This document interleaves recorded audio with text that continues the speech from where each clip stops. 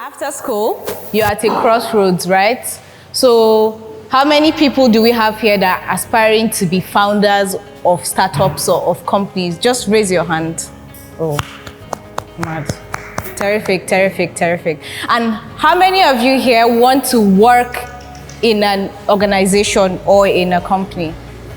That's also that's also a very good choice, and we'll get to why.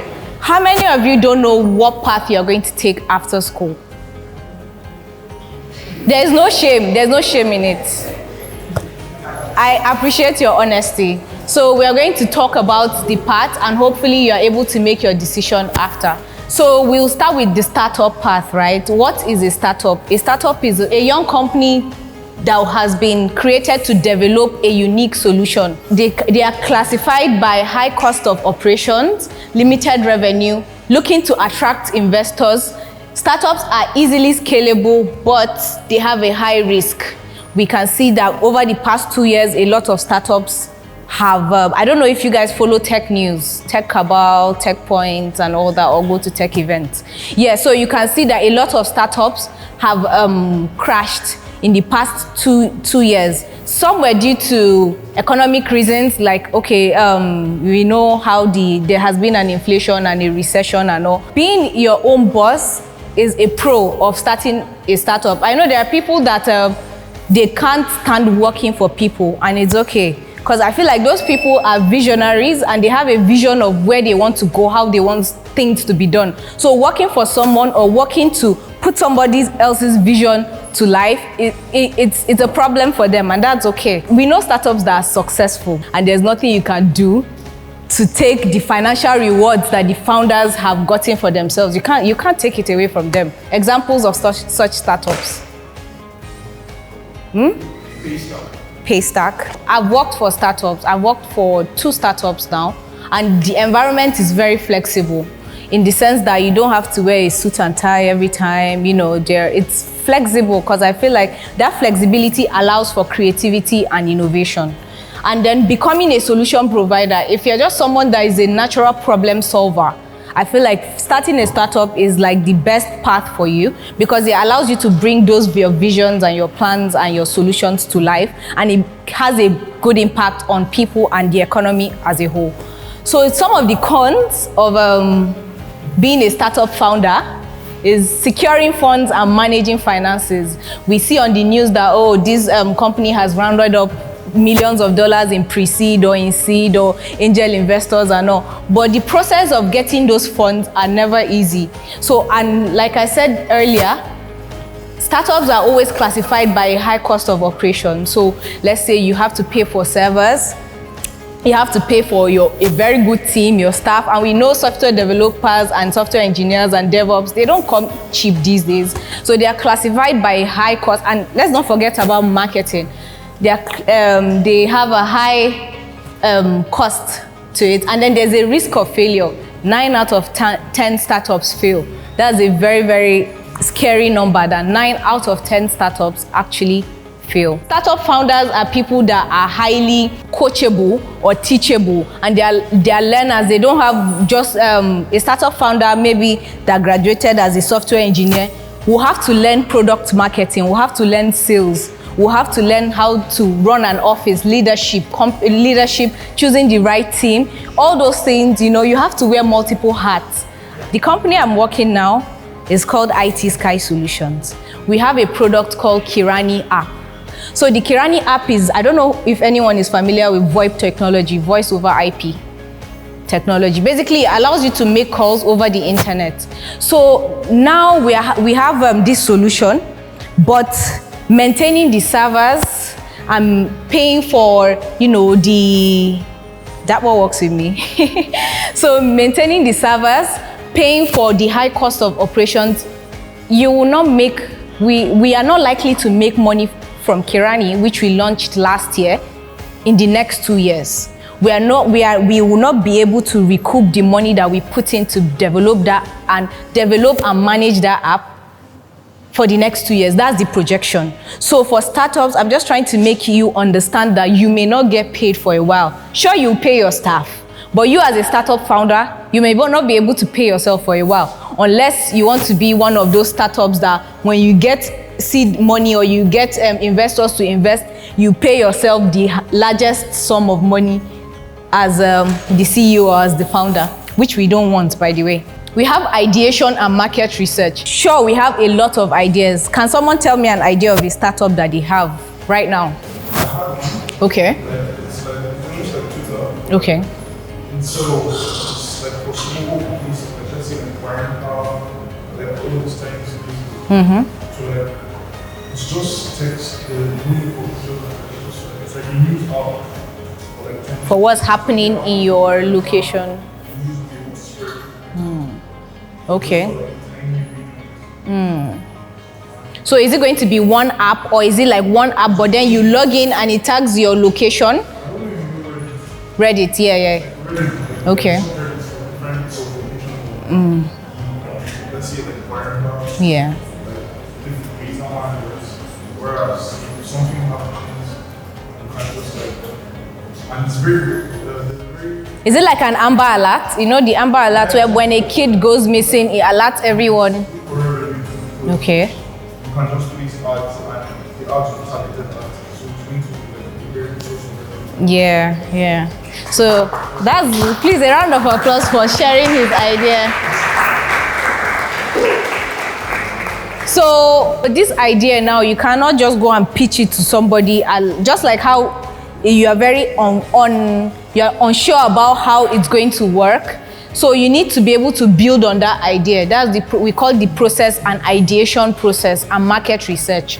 So you identify a problem or need in the market. You conduct your market research to validate the idea and understand the competition. Reddit, like you said, is your competition. Twitter is your competition. What will make those people leave those apps and then come to your app? So, and you're going to define your target audience and your value proposition. Google's value proposition is that you can search for anything in the world and you find it on Google. What is the value that you are creating, and for what market are you creating it? What is the problem that you are solving, and for what market are you solving it? How are you going to make money? That's a very important part of your ideation process. If you want to be a startup founder, just being a software engineering student is not sufficient. It is not sufficient at all. For the people that raise their hands, hope you'll be going for your MBAs and BAs, diplomas in business. And then assembling a team, you have to identify the key roles. So for your idea now, you need someone to develop the app. You need a business analyst to conduct the market research for you. You would need operations to handle the day-to-day. You need admin to handle the staff, the finances and everything. You are building an application not to build what you want to build, but to get feedback from the people that are actually going to be using it to tell you what they want and what they don't want. Sure, we have these ideas in our heads, but then when you take it to market, when you go to market, you see that people are not adopting your technology. And the fact is, people don't need it, they don't want it, they don't see the use of it. So building a product, building it via an MVP and having the customer in mind is a very key tool in building a successful product. Spotify is an example of a company that started with an MVP. Because at the end of the day, it is not because it is your idea that will make it successful. It is because people are using it and they see a need and you are bringing value to their life. We all know MoneyPoint. But did you know that MoneyPoint actually started as a company named Team Apt? And the two guys that started it, they were building POS systems and ATM systems for companies, for financial institutions, for banks, before they started MoneyPoint. Because they had the expertise and the experience of being in the financial sector and building solutions for banks, there was no way MoneyPoint could have failed.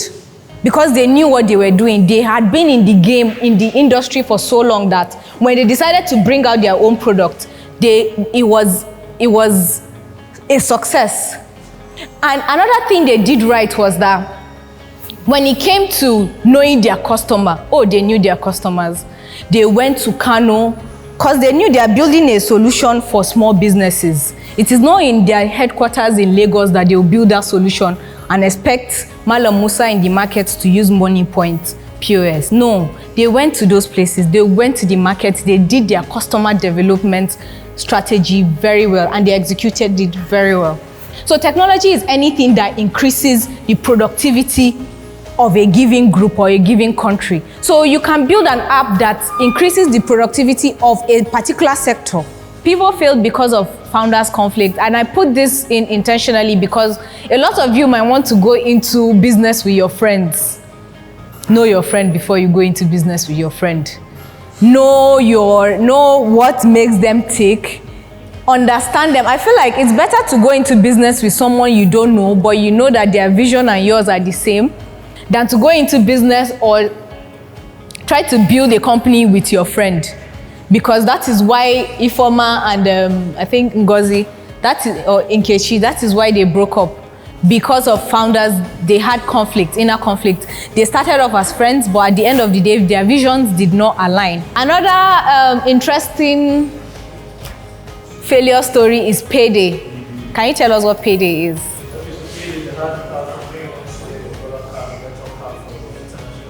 Payments. So Payday had a managerial conflict. So Mr. Favor Ori here, according to sources and the news, after their, I think, first round of funding, Mr. Favor was paying himself $15,000 a month. And then Mr. Favor, while paying himself $15,000 a month, did not put his employees' well-being as something that was important to the company. Because as he was paying himself those amounts of money, he was also cutting the pay of the employees. So all these factors led to the demise of Payday. These stories are meant to tell you, because if you don't know what you did wrong, you don't know what you are going to do right, or you don't know what to do. So failure is a lesson, basically. Failure is just feedback that, okay, this thing that you're doing is not the way. Change your way. To be an entrepreneur is not for the faint-hearted. So you need the passion to keep going on. And risk tolerance and resilience, you need to be risk tolerant. You need a very high risk tolerance, because like I said, startups can fail at any time, at any moment in time, right? Another thing is learning agility. The world is changing. The world hasn't changed like this ever. The speed of information, the speed of knowledge now, the way at which people learn or things change now, it's so fast that you have to be able to constantly keep learning. You have to have a learning agility. That means that your brain, no matter how old you are, your brain still has that neuroplasticity that you can learn anything at any time. The work path. So working in a job essentially means that you are working for someone or an organization, and there is a superior above you who assigns you the work and the job that you need to do. So unlike being a startup founder where you don't have anybody to report to, you only report to yourself and you do what you say you're going to do. When it comes to having a job, these are for my people that want to be in a work path. Please listen up, yeah? A job can either be full-time or part-time. And you always have a predetermined salary to it. So unlike the startup path whereby you might not get paid for a while, for a job, as soon as you start, before you start, you would have determined your salary and negotiated your salary between you and the organization that you want to work for. And yes, there's a person who is superior to you and you work to. It might be your team lead or it might be your manager.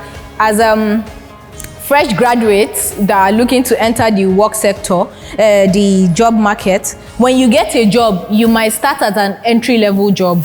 You might start as a role of an analyst or a junior developer. So where there's a junior developer, there's a senior developer. Where there's a junior analyst, there's a senior analyst, right? So there's always, that senior analyst has someone that they report to, maybe a team lead, and then that team lead has a supervisor that they report to, and that supervisor maybe reports to a manager, and then the manager reports. That's just the hierarchy of how the workplace is right now. So there are pros and cons to working in a company, in an organization. Stable income and benefits such as health, healthcare, retirement plans. Those are for companies that have those plans, or some companies don't. There is a structured career path and opportunity for growth. You might end up being an analyst, you might end up being a team lead, you might end up being a supervisor, and then the career path is structured, so you know what your next step is going to be. So access to resources and mentorship. So when you work with people, you realize that when you go into the job market now, you are going to meet people that were there before you.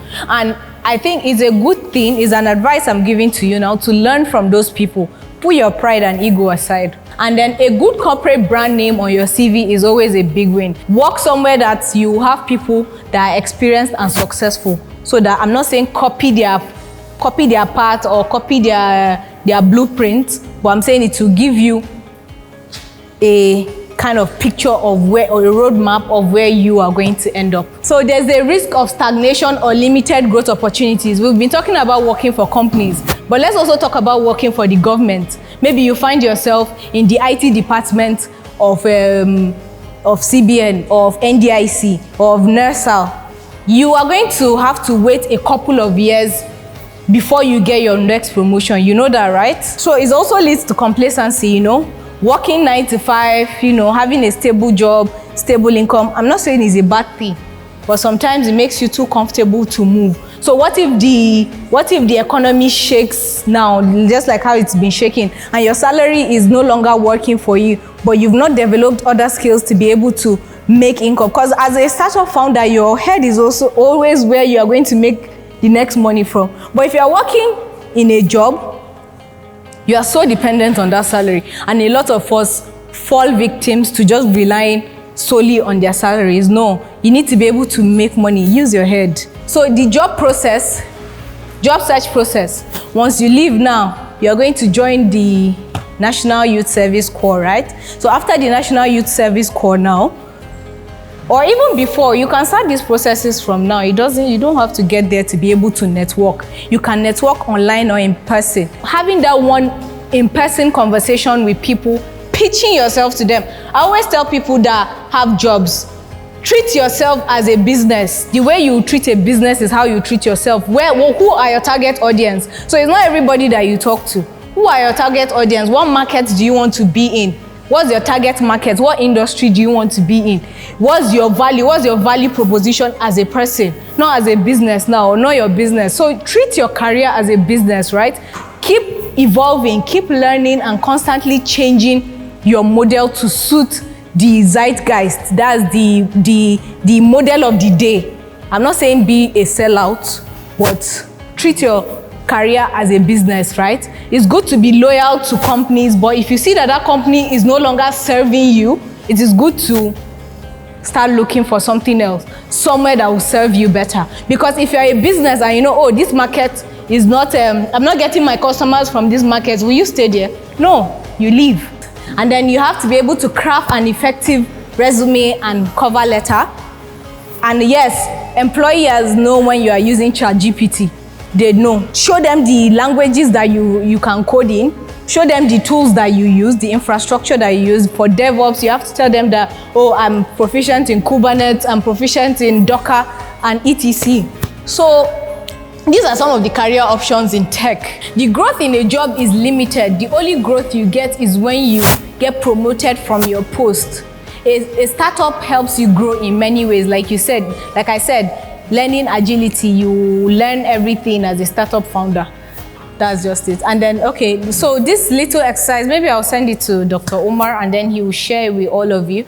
So it's just a framework of comparing whether you want to start your startup or work. Next slide, please. So this is it. So it has 3 categories: personal priorities, your lifestyle preferences, your skills and resources, and your long-term vision. So next slide, please. So we've come to the end.